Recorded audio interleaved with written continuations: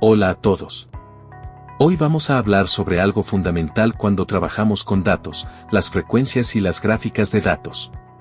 Quiero que entiendan que no se trata solo de generar gráficas, sino de realmente comprender lo que los datos nos están diciendo. Primero, vamos a enfocarnos en las características de los datos. Hay varios aspectos clave que debemos tener en cuenta. Centro, esto se refiere al valor promedio. Imaginemos que estamos viendo las notas de un examen en un grupo de estudiantes.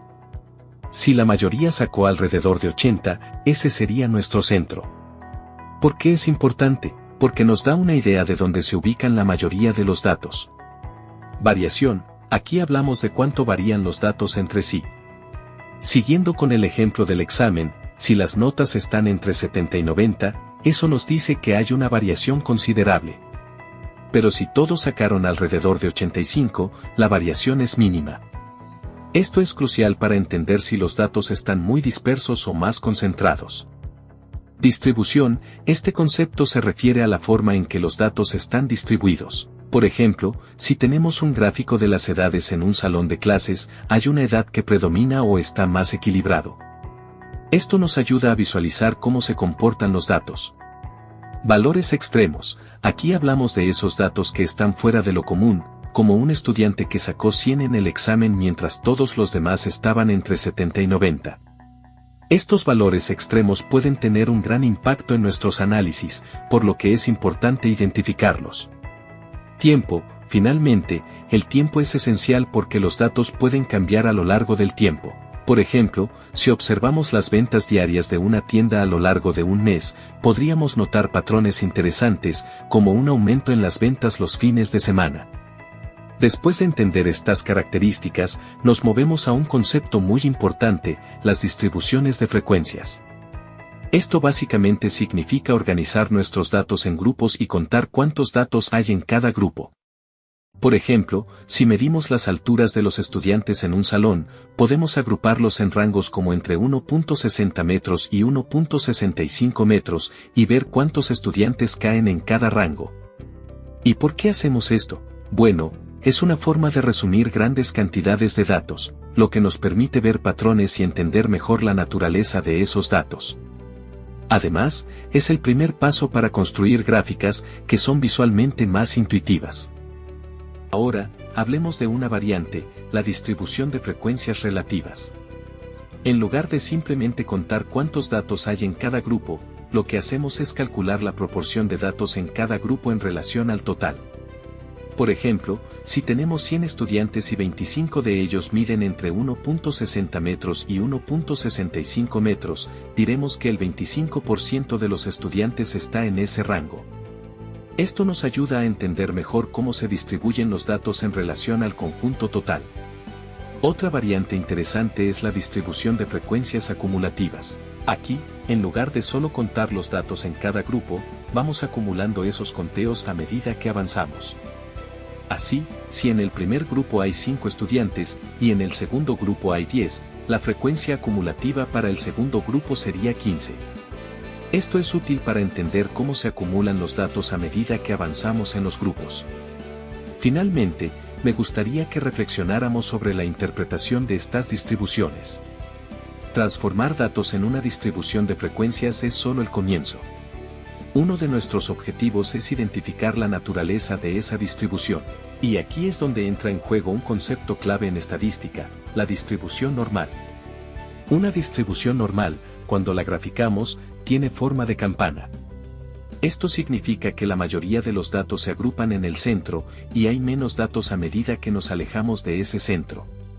Por ejemplo, si graficamos las alturas de una población, veremos que pocas personas son muy bajas o muy altas, la mayoría están en un rango medio.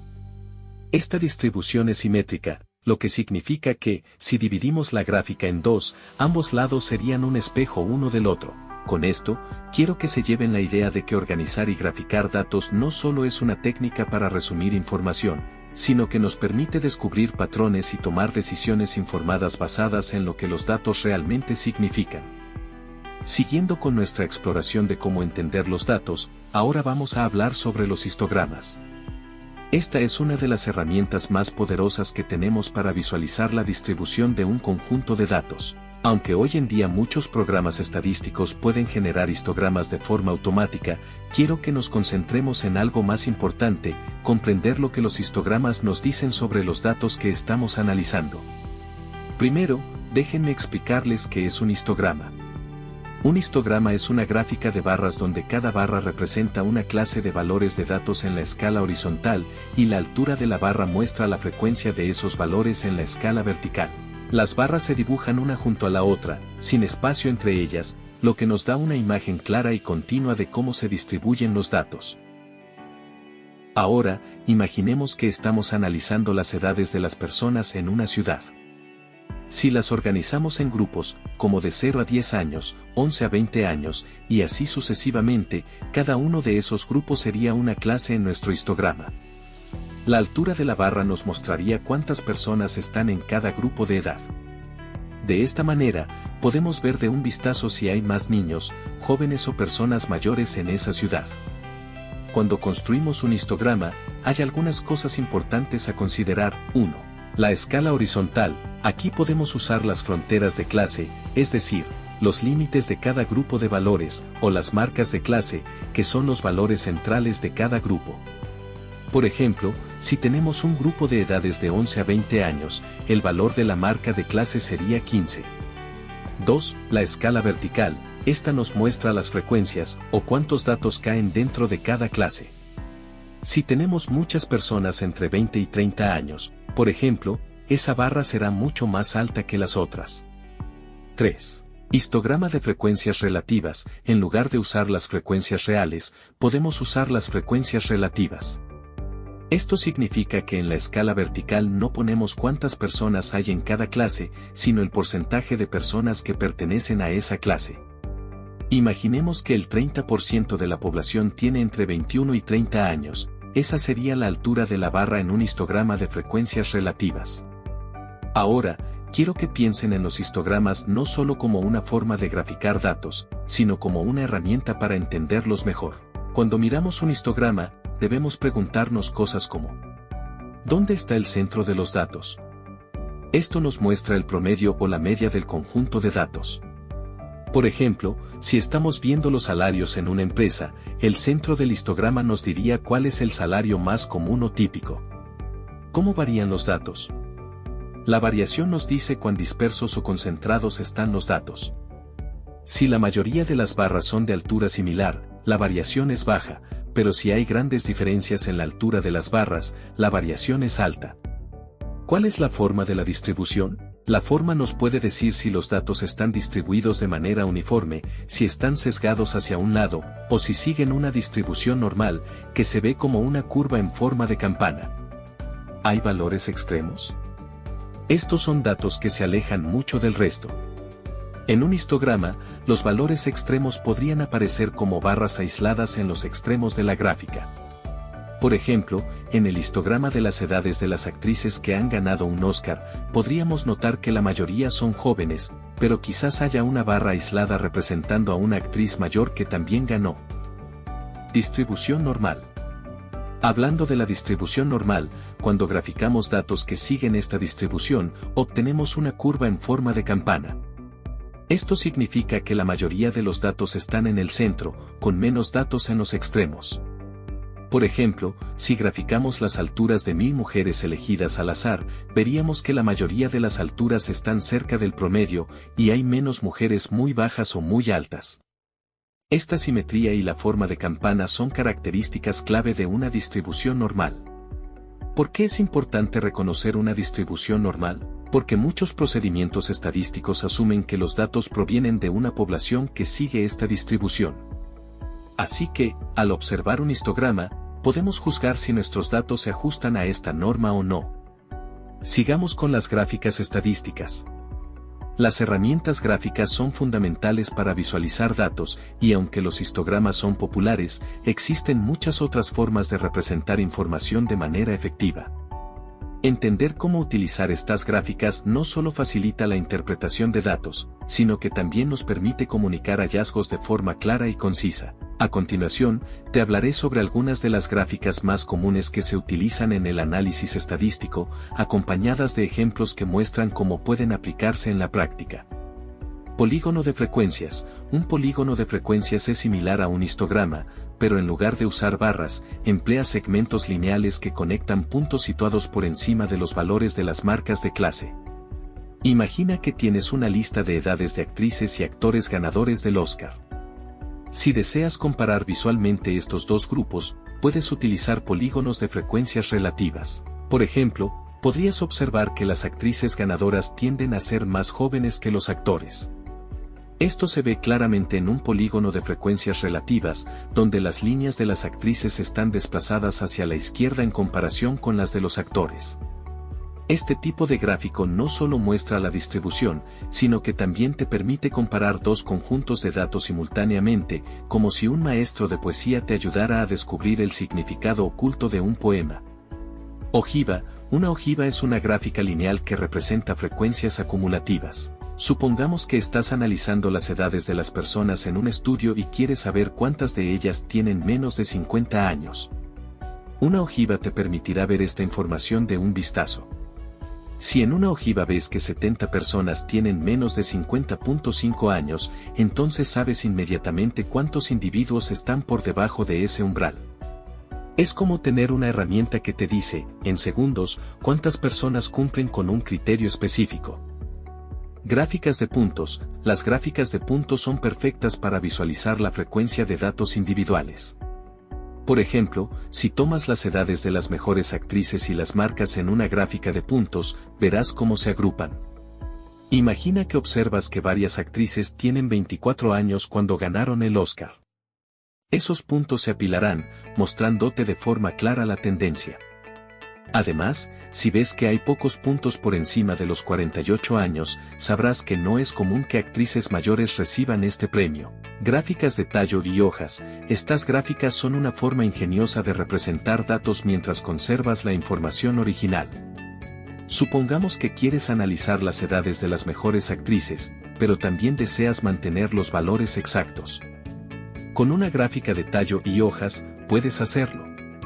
Cada edad se divide en dos partes, el tallo, dígito izquierdo, y la hoja, dígito derecho. Si ves un tallo de 2 y una hoja de 1, sabrás que la edad es 21. Lo mejor es que, si giras la gráfica de lado, tendrás una idea clara de cómo se distribuyen los datos, como si fuera un histograma, pero con la ventaja de que puedes reconstruir la lista original si es necesario. Gráficas de Pareto. Cuando se trata de datos cualitativos, las gráficas de Pareto son las reinas. Estas gráficas te permiten ver claramente cuáles son los problemas más significativos. Imagina que trabajas en un medio impreso y debes reportar las quejas de los clientes hacia las compañías telefónicas. En lugar de listar números, puedes usar una gráfica de Pareto para resaltar que el problema más grave son los cierres de servicio, que representan la mayoría de las quejas. Al ordenar las barras de mayor a menor, enfocas la atención en lo que realmente importa. Gráficas circulares. Las gráficas circulares, o de pastel, son otra forma de visualizar datos cualitativos. Si tomas los datos de quejas telefónicas y los representas en una gráfica circular, verás cómo cada categoría se divide como una porción del pastel. La categoría más grande, los cierres de servicio, ocupará la mayor parte del círculo. Sin embargo, aunque son útiles, las gráficas de Pareto suelen ser más efectivas para comparar tamaños relativos, y por eso muchas empresas, como Boeing, las utilizan frecuentemente. Diagramas de dispersión. Los diagramas de dispersión son ideales para analizar relaciones entre dos variables. Por ejemplo, si quieres estudiar la relación entre el número de sonidos que emite un grillo por minuto y la temperatura ambiente, un diagrama de dispersión te ayudará a visualizarlo. Cada punto en la gráfica representa una observación, y al observar el patrón, podrías notar que a medida que aumenta la temperatura, los grillos emiten más sonidos. Este tipo de gráfico es invaluable para detectar tendencias y correlaciones. Gráficas de series de tiempo. Las gráficas de series de tiempo son cruciales para entender cómo cambian los datos a lo largo del tiempo. Si estás observando la disminución de autocinemas en los últimos 17 años, una gráfica de series de tiempo te mostrará claramente esa tendencia decreciente. Es como ver cómo una parte importante de la cultura estadounidense va desapareciendo con el tiempo. Estas gráficas son esenciales para las empresas que desean monitorear la calidad de sus productos o servicios a lo largo del tiempo, evitando así sorpresas desagradables. Como ves, cada una de estas gráficas tiene su propio encanto y utilidad. Al elegir la gráfica adecuada para tus datos, no solo comunicas información, sino que también revelas historias ocultas que, de otra manera, pasarían desapercibidas. Es como darles vida a los números y hacerlos hablar. Ahora que entendimos todos estos temas, podemos darnos cuenta de la importancia que tiene la estadística no solo en el ámbito académico, sino en diversas áreas del trabajo y la vida cotidiana. Desde la capacidad de analizar datos hasta la creación de modelos innovadores para la toma de decisiones, la estadística se convierte en una herramienta indispensable. No se trata solo de números y gráficos, sino de la habilidad para interpretar, comunicar y aplicar ese conocimiento de manera efectiva. Si algo podemos aprender de estas lecturas es que la estadística nos permite entender el mundo de una manera más profunda y tomar decisiones informadas que pueden tener un impacto significativo. Por eso, no solo es recomendable, sino esencial que quienes estén en el camino de la educación superior y aquellos que ya están en el ámbito laboral, se familiaricen con estos conceptos y los utilicen a su favor. Muchas gracias por acompañarme en este recorrido por la estadística